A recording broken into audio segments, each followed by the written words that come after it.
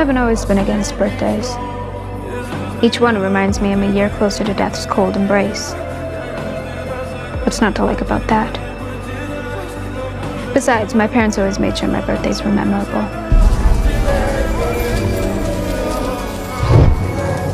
Perfect surprise.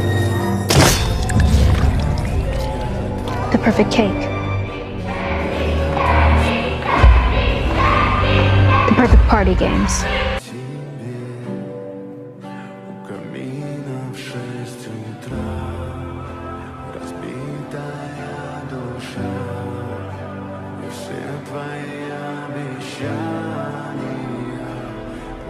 But now, parties and presents and games, it